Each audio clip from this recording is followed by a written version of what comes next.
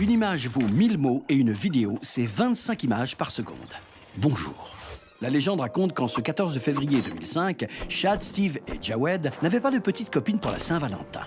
Pour éviter de broyer du noir, ils réunirent leur matière grise, attrapèrent leur souris et mirent en ligne la vidéo d'un éléphant. Chad, Steve et Jawed n'avaient pas trouvé l'âme sœur, mais ils venaient de créer YouTube. 11 ans plus tard, YouTube, c'est plus qu'une légende. Ce sont des millions d'histoires, partagées par plus d'1 milliard de personnes, des centaines de millions d'heures et encore plus de millions de vues dans tous les pays du monde, dont ici, la France.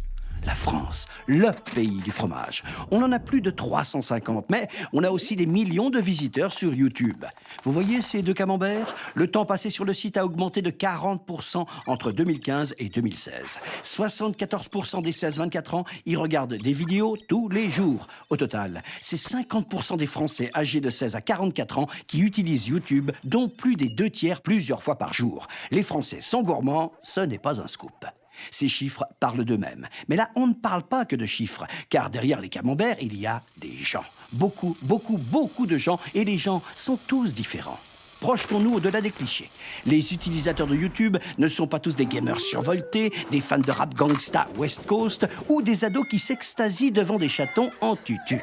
Et si le phénomène YouTuber est vraiment phénoménal, c'est aussi le cas du clip d'Adèle et des plus beaux revers de Federer. Savez-vous qu'un utilisateur sur deux est une utilisatrice et que 40% des visiteurs sont des parents?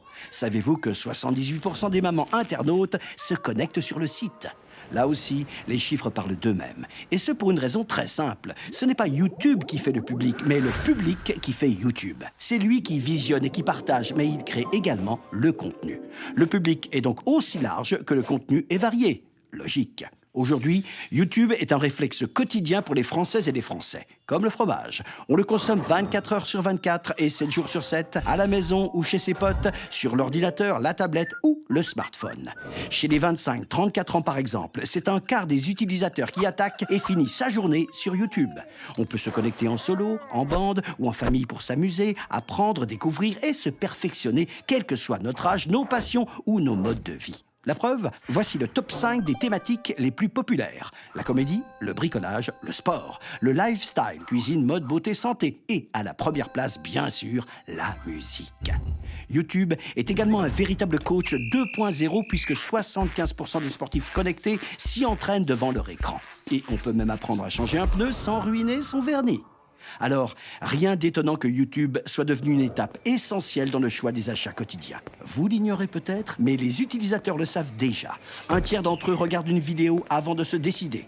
Influencés par une vidéo YouTube, plus de 2/3 des utilisatrices achètent un produit. Plus de la moitié se rendent en magasin, et certainement pas pour offrir un tutu à leur chaton. Nous sommes bien en 2016. L'avènement d'Internet nous a libérés des clichés et nous a ouvert de nouveaux horizons.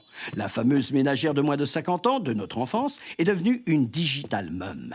Connectée à son époque, elle est aussi branchée, et de plus en plus, sur les vidéos de YouTube. Ce serait dommage de le perdre de vue.